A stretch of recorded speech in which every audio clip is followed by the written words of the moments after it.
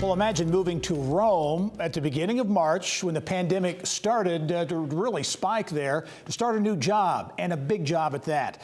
That's what former AgriNova's CEO Beth Bechtel did as she began her new role as Deputy Director General of the United Nations Food and Agriculture Organization, which is headquartered in Rome. Bechtel is part of a team that oversees some 13,000 employees in more than 180 countries around the world. Their mission: provide food support to impoverished communities. Bechtel says the coronavirus is adding to an already huge problem in Africa and South Asia. We have a locust plague, like grasshopper locusts that are devastating. I mean, several countries' crop production, their pasture production. I mean, it is devastating in terms of the impacts that it's having on that particular region.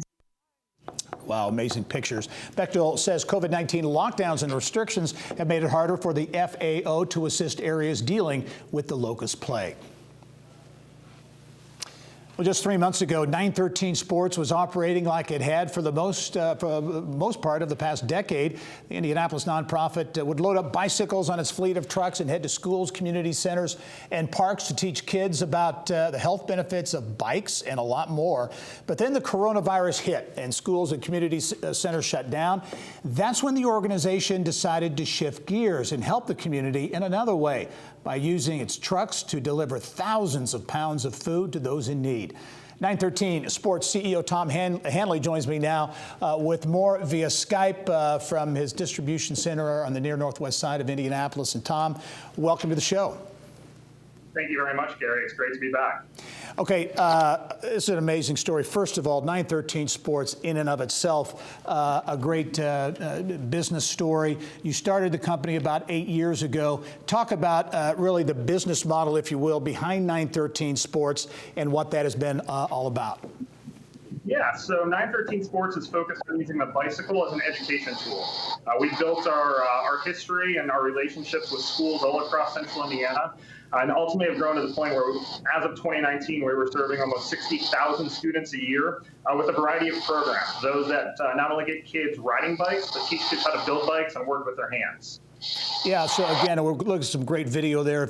Again, teaching kids actually how to build bikes, but there's also the health component, and that fits right in to the sweet spot of what so many schools and organizations need, and you've been able to tap into that and really grow your organization. Yeah, it's been great to be able to do something that goes to the kids, to the students, to the community. That was really the founding principle, and what's made us so successful is the fact that our entire curriculum was built to be able to go out to where the kids are and be able to serve them at their community center or at their school. And really, that created the framework for where we are today in this the middle of this COVID pandemic. Well, the pandemic has forced so many businesses, obviously, to pivot, including yours. Talk about that, I guess you could call it maybe the aha moment in March when you decided it maybe made sense to make a little pivot. Yeah, so for us, what we do on a daily basis would not be possible without my incredible team that makes what we do happen.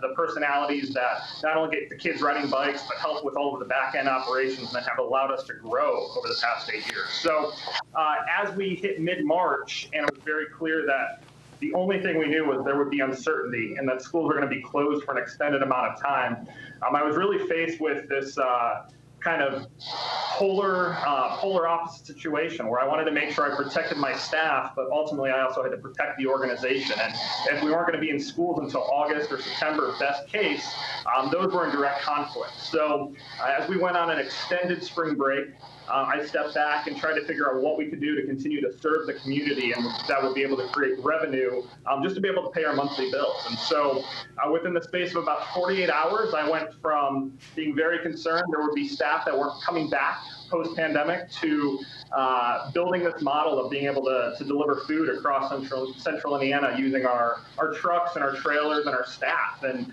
really in the space of less than 10 days, we went from first emails and discussion to moving about 150,000 pounds of food per week, and that's been the consistent volume for the past 8 weeks. Talk about some of the partners that you have connected with in this process, some big names in the nonprofit space.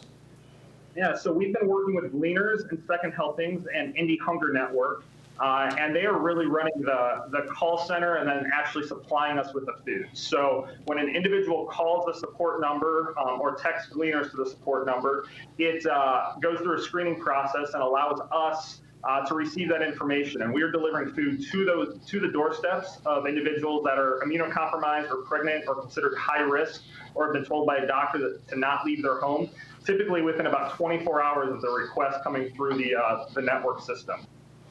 Well, I know once the need for the food subsides, you'll be pivoting back to your original mission there at 913 Sports. And Tom Hanley, thanks very much for joining us. Congrats on what you're doing. You're a good guy who does great things for the community, and I look forward to following and seeing your next step as well. Thank you very much, Gary. I appreciate it. All right, Tom.